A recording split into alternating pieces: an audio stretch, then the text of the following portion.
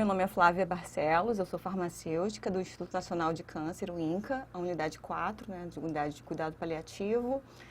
Possuo especialização em farmácia hospitalar pela UF e mestrado em ciência e tecnologia farmacêutica pela UFRJ. Né? E é com um grande prazer que eu venho falar sobre a segurança na utilização de medicamentos potencialmente perigosos de uso hospitalar.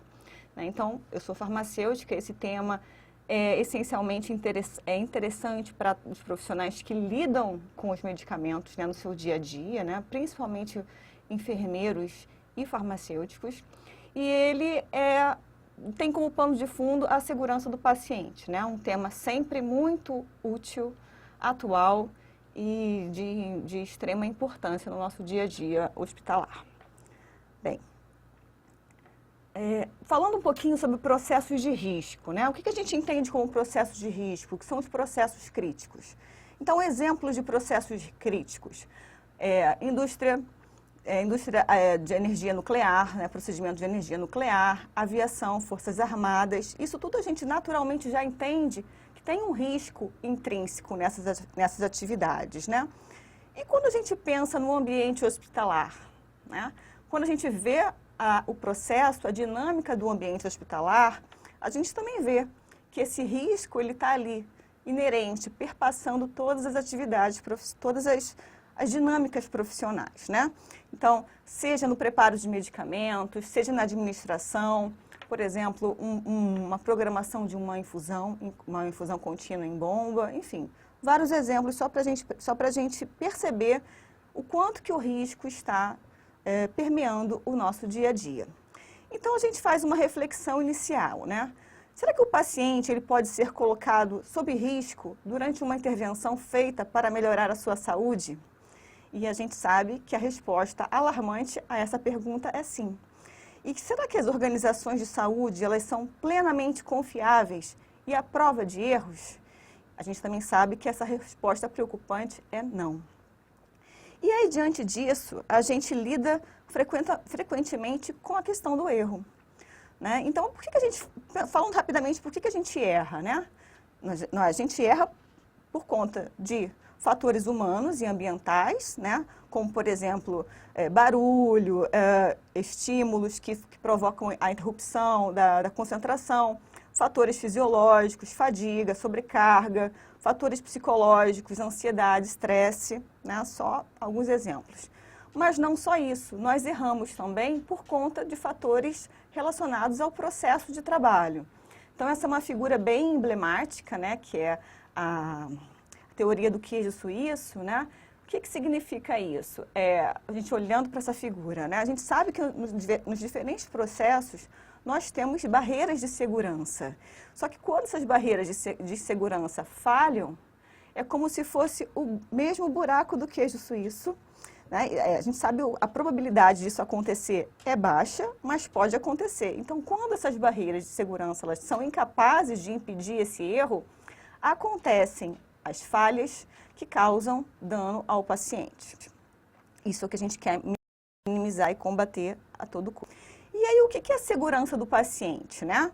A gente já traz naturalmente isso muito na nossa intimidade, né? Do nosso dia a dia. Mas a própria definição de segurança do paciente, ela já considera esse risco intrínseco. Então, você vê que a definição não é a ausência total de erros. A segurança do paciente, qual o objetivo? É promover a redução a um mínimo aceitável do risco de dano, né? Olhando aquela figura anterior do queijo suíço, o risco de dano desnecessário associado ao cuidado do paciente, ou seja, promover barreiras de interceptação desse erro até chegar ao paciente, ok? É claro, então, que qualidade e segurança no cuidado ao paciente é um tema que já vem sendo visto de maneiras diferentes, de perspectivas diferentes, seja por enfermeiros ou por médicos, ao longo do tempo, né? Isso aqui é uma breve linha do tempo, né, dos profissionais que vêm se dedicando ao tema de qualidade e segurança do paciente ao longo dos anos. E o momento mais emblemático com relação à segurança do paciente, certamente, é o relatório traduzindo, né, para o português, Errar é Humano, elaborado, né, pelo Instituto de Medicina Americano em 1999. E o que falava nesse relatório, né, que é o grande marco da segurança do paciente? Esse relatório que fala que errar é humano. Nesse relatório, os pesquisadores identificaram que 98 mil pacientes morriam anualmente por erros preveníveis nos Estados Unidos. Né? Então, foi levantado esses documentos foram levantados e fizeram o marco da segurança do paciente, como a gente conhece nos dias de hoje. Bem, então a qualidade de segurança no cuidado ao paciente virou uma preocupação da Organização Mundial de Saúde, depois desse relatório, né, Errar é Humano, e a Organização Mundial de Saúde criou a Aliança Mundial para a Segurança do Paciente. Né? Então, a primeira grande campanha da Organização de Saúde sobre segurança do paciente foi denominada Primeiro Desafio Global para a Segurança do Paciente. O que eles queriam com essa primeira grande campanha global? Promover uma assistência limpa e uma assistência mais segura, né? Principalmente para prevenir infecções relacionadas a práticas inseguras na saúde. A segunda grande campanha, né, que veio na sequência, foi intitulada Cirurgias Seguras Salvam Vidas. Né? Então, o grande foco em 2007 foi a parte cirúrgica, tá? A segurança do paciente no ambiente cirúrgico. E aí depois, né, a Organização Mundial de Saúde começa começa a identificar grandes áreas de atuação para a melhoria da segurança do paciente no ambiente intra-hospitalar. E ela dispara, né, ela divulga as 6 metas internacionais de segurança do paciente. Que metas são essas? Né? Muitos de nós já conhecemos de cor essas metas, né, mas vamos repassar. Meta número 1, a identificação correta do paciente. Meta número 2, a comunicação efetiva entre os profissionais de saúde. Meta número 3, a redução de erros de medicação, né, com a melhoria na segurança de todos os processos que perpassam, né, o processo de medicação, prescrição, uso e administração. Meta número 4, a promoção de uma cirurgia segura, né, procedimentos, pacientes corretos, local de intervenção correto. Meta número 5, a higienização das mãos, com o objetivo principalmente de evitar a infecção hospitalar. E a meta número 6, redução de risco de queda no ambiente hospitalar e úlcera por pressão. Tá? Essas são as nossas já conhecidas 6 metas recomendadas pela Organização Mundial de Saúde. Bem, então, passa-se um tempo, né? Em 2017, a OMS lança o seu terceiro desafio global para a segurança do paciente, intitulado Medicamentos Sem Danos. Né? Então, é claro que uma série de pesquisadores começaram a jogar luz sobre esse tema, né? E foi verificado que erros de medicação causavam, na época, pelo menos uma morte nos Estados Unidos todos os dias e danos a aproximadamente 1,3 milhão de pessoas anualmente. E estimou-se um custo anual, claro, né, associado a esses erros de medicação da ordem de 42 bilhões de dólares e correspondendo a quase 1% do total de despesas em saúde no mundo. Né? Então, isso ficou muito evidente, o impacto dos medicamentos na segurança do paciente.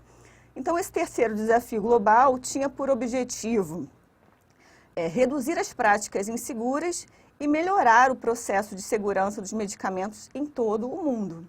E aí a Organização Mundial de Saúde ela lança uma meta, né? Uma meta até um pouco ousada, mas necessária, que era para reduzir em 50% os danos graves e evitáveis associados a medicamento nos próximos 5 anos, ou seja, 2017 a 2022. E ela recomendava que, para que essa meta fosse possível ser atingida, ações fossem desenvolvidas em 4 áreas principais. ações direcionadas aos profissionais de saúde, sistemas e práticas de medicação, medicamento propriamente dito e pacientes, tá? Isso é importante, a gente vai acabar esmiuçando isso mais lá na frente. Bem, então, falado sobre todo esse contexto, né? Essa preocupação de âmbito mundial, global, né? Esse impacto enorme na segurança do paciente. Aí a gente pensa, e no Brasil, né? Isso tudo acontecendo lá fora e no Brasil. O que estava acontecendo paralelamente a isso tudo? Não, e é só para a gente trazer à memória, né, que mais ou menos nos anos 2000, 2010, aconteceram muitos casos de erro de medicação ou erro médico que começaram a ser divulgados na mídia, né? Então, só alguns recortes, né? Casos de hospitalização e amputação, problemas na cirurgia, lateralidade de cirurgia, erros relacionados à dose muito mais elevada, que levou pacientes à morte. E talvez o mais emblemático, que ninguém da saúde vai conseguir esquecer, né? Que em 2010, a menina Stephanie, ela morre após receber vaselina na veia, né? Então, vamos só lembrar, para quem de repente é muito novo, né? Estudante Stephanie, 12 anos, em São Paulo, morre após receber no hospital municipal vaselina líquida no lugar de soro fisiológico. Não sei se vocês lembram, a embalagem era muito parecida, não havia a identificação correta, a técnica de enfermagem confundiu e foi um erro fatal, tá? Isso em 2010, tá? Então, só para a gente lembrar que não faz tanto tempo assim. Bem, então, depois desse caso emblemático, né, da vaselina, né, trágico, emblemático, os hospitais brasileiros começaram a se preocupar mais com isso, né?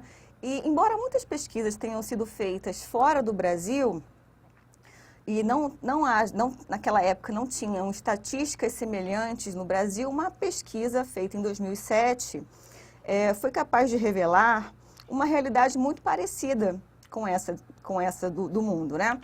Essa pesquisa feita em 2007, em um hospital público na Zona Sul de São Paulo, notificou 440 erros no período de um ano. E as falhas de medicação corresponderam por quase 1/5 dos casos, tá? Então, isso trouxe muito à tona a questão, a problemática do uso de medicamentos na questão dos erros médicos, os erros acontecidos, os erros e danos causados aos pacientes internados, tá?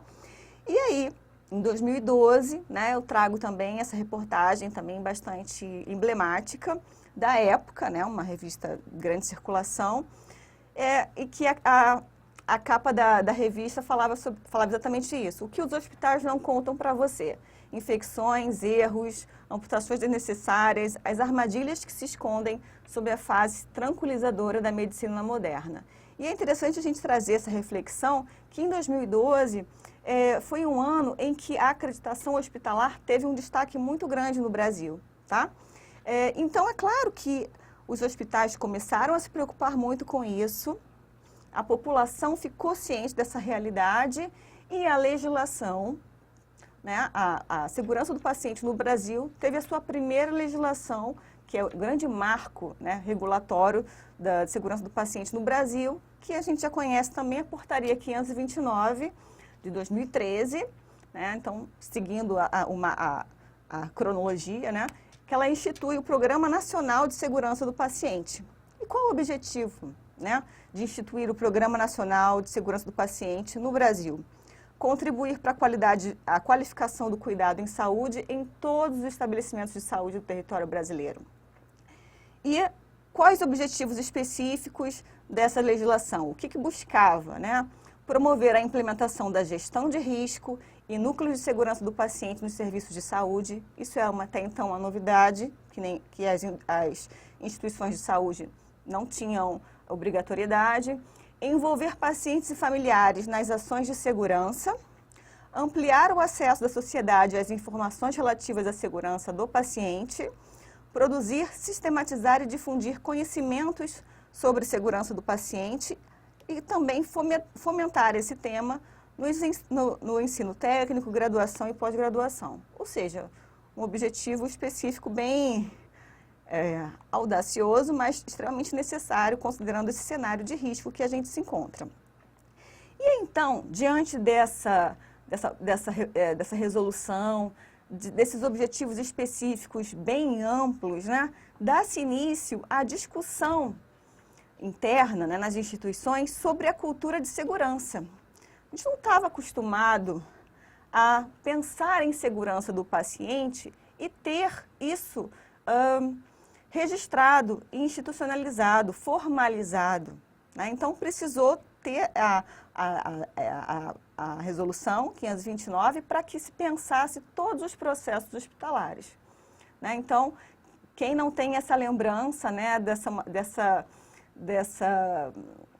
essa cena, né, extremamente angustiante de se ver em relação à segurança, né, do paciente e em relação aos riscos inerentes nesses dois cenários em que a gente observa, tá? E aí, falando um pouquinho de cultura de segurança, né, a gente vê que para que tudo isso fosse possível, seria extremamente necessário o envolvimento da gestão de uma organização. Por quê? Porque para, de uma hora para outra, priorizar a segurança acima das metas financeiras e operacionais, precisaria de todo o apoio da gestão. Para que recursos e estruturas fossem disponibilizados para a manutenção da segurança, também teria que ter o apoio da gestão, da organização. Para que houvesse uma cultura não punitiva, onde os trabalhadores envolvidos no cuidado e gestores se tornassem responsáveis pela essa segurança, para que os profissionais aprendessem com os erros, e para que houvesse o encorajamento e recompensa à identificação, notificação e resolução de problemas relacionados à segurança, tudo isso estruturalmente teria que mudar. E isso, claro, né, foi sendo construído ao longo dos anos, né?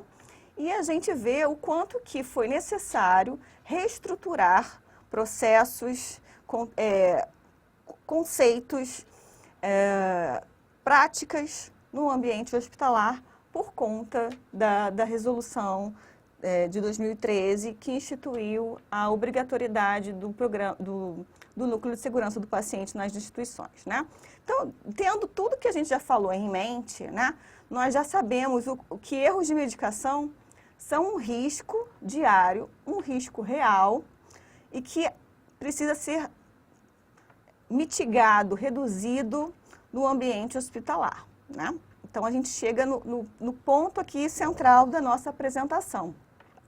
Essa é uma figura também bastante emblemática, né, que eu, como farmacêutica, gosto de mostrar em todas as apresentações, que medicamentos trazem riscos em várias frentes de atuação, né? Hospitalização e morte por medicamentos podem acontecer por conta de erros de medicação, uso incorreto, resistência, interações, desvio de qualidade, uso de automedicação, falhas de comunicação, enfim.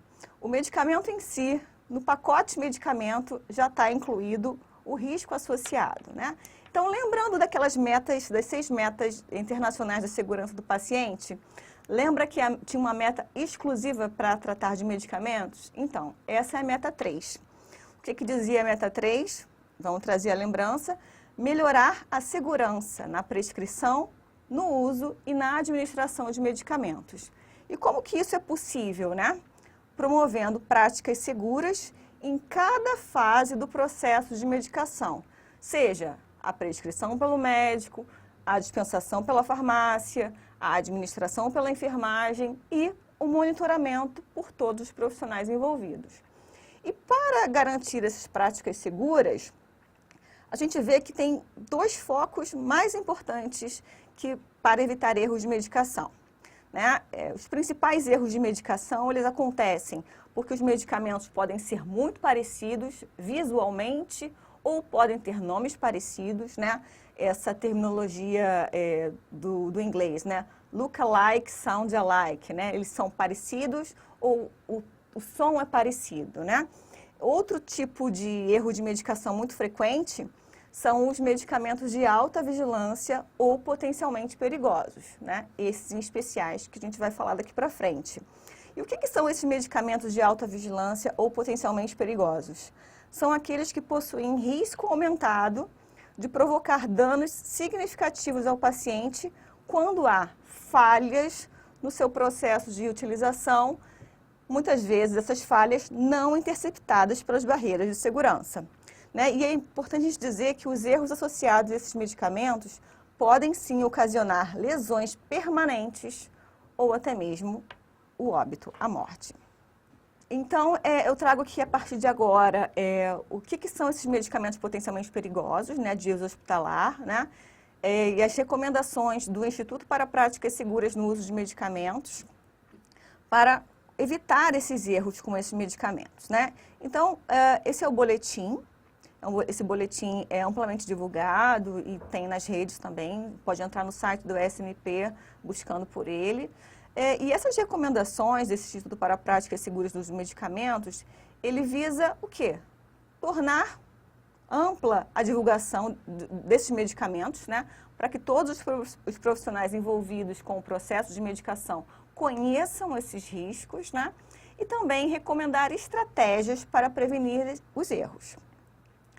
É interessante dar uma olhada nessa lista, né, de medicamentos potencialmente perigosos de uso hospitalar, porque nela estão contidos os medicamentos mais envolvidos em erros de medicação que podem causar danos ao paciente, que foram ou notificados ao Instituto SMP americano ou relatados em literatura científica, tá?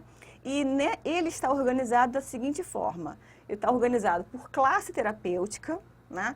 Quando todos os medicamentos daquela classe são considerados potencialmente perigosos, como, por exemplo, a classe dos antineoplásicos, ou por medicamentos específicos, quando são medicamentos que se destacam isoladamente pelo seu risco associado, como, por exemplo, o cloreto de potássio, como a gente bem sabe, né? Então, só para frisar aqui, lembrando que os erros com medicamentos potencialmente perigosos que constam nessa lista, eles podem não ser os mais frequentes em termos de número, tá? Porém, as suas consequências tendem a ser muito graves. Por isso que a atenção tem que ser redobrada quando se fala nesses medicamentos. Então, eu trago aqui a cara, né, o layout dessa lista, né, de medicamentos potencialmente perigosos por classes terapêuticas, como eu falei, né? Então, vou falar rapidamente sobre algumas classes. Os analgésicos opioides, os anestésicos, os antiarrítmicos, os antineoplásicos, os bloqueadores neuromusculares, todos os tipos de insulina,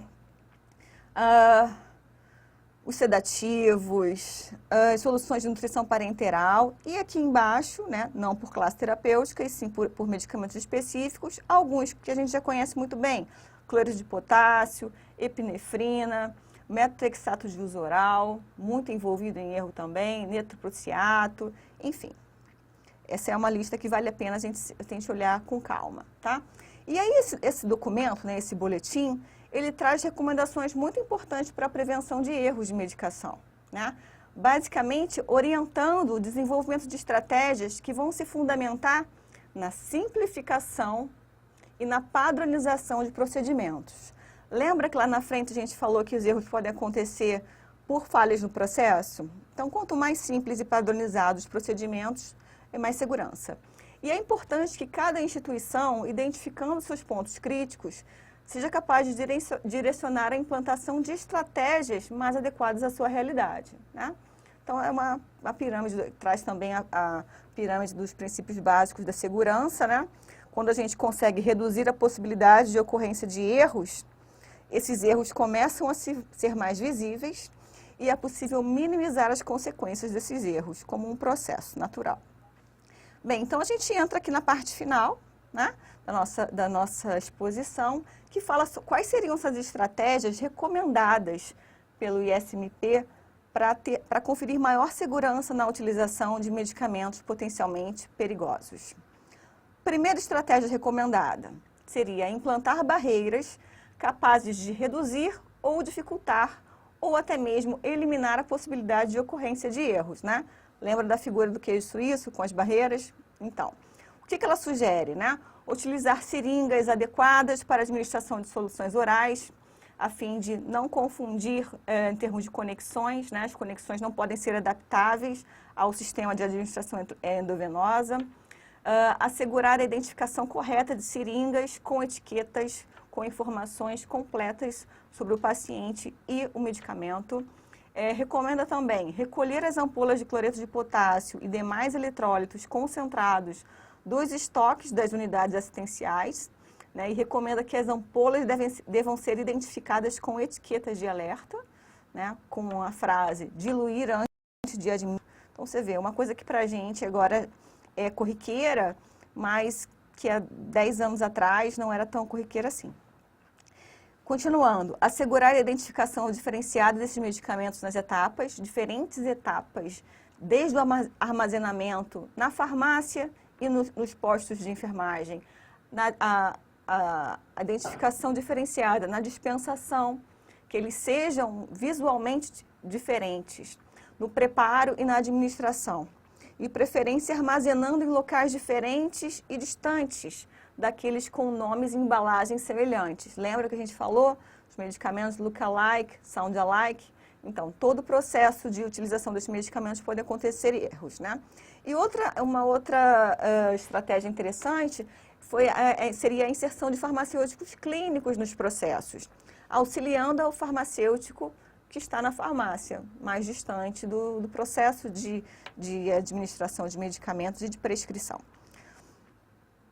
Então, aqui eu trago algumas imagens, né? Então, é um exemplo de cloreto de potássio com a observação diluir antes de administrar, a tarja vermelha, né, na embalagem, que é uma alternativa à etiqueta vermelha, que é recomendada usar lá no alto à direita, a recomendação de segregação no armazenamento desses medicamentos, né, seja na farmácia ou nos postos de enfermagem. Né? Então, aqui, um outro medicamento potencialmente perigoso, norepinefrina, né? Uma forma diferenciada de embalagem.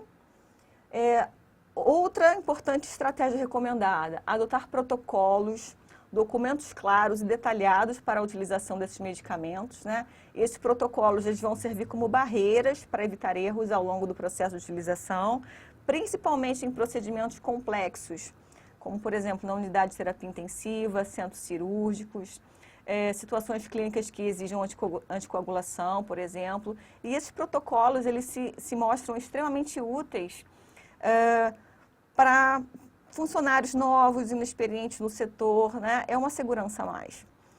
Como terceira estratégia recomendada, seria revisar continuamente a padronização desses medicamentos, a fim de reduzir o número de alternativas farmacêuticas ao mínimo possível.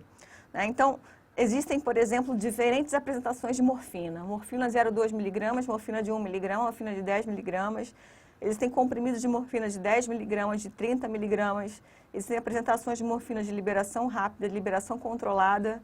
E lembrando que os opioides são medicamentos potencialmente perigosos. Né? Então, quanto menos formas farmacêuticas do mesmo princípio ativo, mais seguro o procedimento. E aplicar medidas corretivas ao identificar situações de risco. Né? E quais seriam essas medidas corretivas? Primeiro, se for possível, retirar o medicamento da padronização, substituir por outra especialidade, armazená-lo em local diferente e utilizar etiquetas de diferenciação. Né? Então, só visualmente como uma pegadinha, né, lidar com a morfina, por exemplo. Né? Então, aqui a morfina de 10 mg de liberação rápida e a morfina de 30 mg de liberação controlada. E fora as ampolas de morfina. Continuando, a quarta estratégia seria centralizar os processos com elevado potencial de indução de erros, quando possível. Né? Se for possível, ter a disponibilidade, né, de uma central de misturas endovenosas, para que esses medicamentos potencialmente perigosos sejam manipulados na farmácia e já dispensados às unidades, já diluídos, né, seria de extrema utilidade, né, evitando redução de erros, cálculo de doses, enfim. e recomenda a dose unitária sempre que possível, né? Mas é necessário que as instituições tenham condições necessárias para implantar a dose unitária, como a gente sabe, né? Então, aqui é só um exemplo de uma padronização de tabela de soluções, né? Bem, falando em dupla checagem, né, a única recomendação que a gente tem que ter em mente é que elevados números de pontos de controle podem fazer o efeito contrário, né? Diminuir a eficiência dessa medida, tornando o processo mais moroso e cansativo, né? Então, continuando, a sexta estratégia recomendada seria a incorporação de alertas automáticos nos sistemas informatizados, né? Então, a gente já vai mais além do sistema informatizado, uma prescrição eletrônica e, além desse sistema informatizado, alertas automáticos, né? Então, isso é uma recomendação mundial, né? O que seria ideal? Implantar um sistema de prescrição eletrônica com suporte clínico como medida de prevenção de erros, né? E o que seria um sistema de alerta? Situações em que, se fosse possível, por meio do sistema eletrônico, alertar com relação a limites de dose, necessidade de diluição de determinado medicamento, histórico de alergia ao paciente, enfim, o uso da tecnologia a favor da segurança do paciente. A sétima estratégia, né, é fornecer e melhorar o acesso à informação sobre a temática, né, dos medicamentos potencialmente perigosos para profissionais de saúde e pacientes. Então, seria necessário promover o treinamento dos profissionais de saúde envolvidos em todo esse sistema de utilização de medicamentos, né? Lembrando a prescrição, a dispensação, a administração e monitoramento, né? Divulgar essa lista na instituição amplamente, de forma ampla, fornecer informações técnicas sobre esses medicamentos, principalmente de doses máximas permitidas, né, no que tange aos medicamentos potencialmente perigosos, informar o paciente, família ou cuidador, utilizando uma linguagem clara e acessível, para que ele ajude a equipe a ficar alerta, né, a ficar atento com relação ao seu processo de uso de medicamentos potencialmente perigosos, para que nos ajude a evitar possíveis erros, né? Ele sabendo que ele faz uso de um medicamento potencialmente perigoso, ele pode contribuir mais com esse processo de segurança. Então, aqui eu trago uma lista real, né, de uma instituição que divulga os seus medicamentos potencialmente perigosos, né, baseado na sua padronização, né? E sabendo a importância de conhecer esses medicamentos e informar os pacientes que são usuários desses medicamentos de forma contínua. Terminando, né, a oitava estratégia seria estabelecer protocolos com o objetivo de minimizar as consequências dos erros. Então, a gente estava falando antes de evitar erros. Agora, a gente está falando, se o erro acontecer, o que a gente faz para minimizar as consequências desses erros, né? Elaborar e implantar diretrizes e protocolos de atuação para reduzir as consequências e danos aos pacientes quando eles, por acaso, porventura, forem atingidos por erros, especialmente envolvendo quimioterápicos, anticoagulantes, opioides e insulina. Implantar protocolos de comunicação de ocorrência de eventos a familiares e pacientes. Como é que vai ser dada essa notícia, né? O que vai ser feito, o que a instituição faz para minimizar ou reverter o dano? A questão da realização do erro foi exposta para o paciente e para a equipe que estava envolvida nessa situação de erro, né? O que eles chamam de disclosure inicial e final, ou seja, o estudo do que levou aquele erro a atingir o paciente, né? Então, a gente vê, né, que, como a gente falou antes, né, a cultura da segurança requer um aprendizado com os erros, né, a comunicação sobre esses erros, né, como que aconteceu, uma forma muito clara do que foi feito, o que pode ser feito para minimizar o erro quando ele aconteceu, quando ele ocorreu. Isso tudo dentro de um ambiente estimulador para a identificação de problemas, principalmente uma cultura não punitiva, porque a cultura punitiva inibe a notificação de erros, né? Como todos nós sabemos. E se os erros não são identificados, não é possível criar, implantar estratégias para minimizar esses erros futuramente, né? Então, realmente é um cenário de aprendizado. E finalizando, né, qual seria, diante desse erro tendo ocorrido e a instituição sabendo o impacto desse erro, o que seria necessário para monitorar essas estratégias de prevenção de erros? Que uma vez que o erro aconteceu, aprender com os erros, o que vai gerar em termos de consequência para a instituição? É claro que todos esses processos de uso de medicamentos, e principalmente de erros, precisam ser acompanhados por meio de indicadores.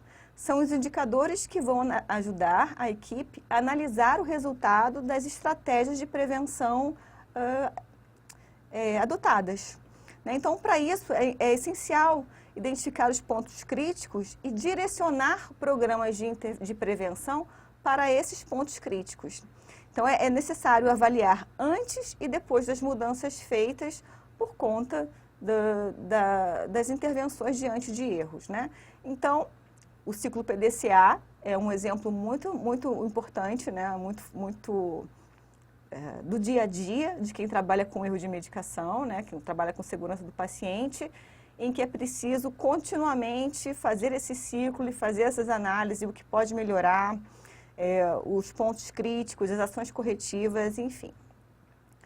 E para finalizar, né, tendo dito tudo isso, né, sobre a segurança do paciente, conhecendo esse risco dos medicamentos e tendo um olhar assim mais apurado para os medicamentos potencialmente perigosos, a gente vê que muita coisa precisa ser feita, às vezes, nas nossas unidades, nas nossas instituições de saúde, e o quanto que a gente já avançou em termos de segurança do paciente, né?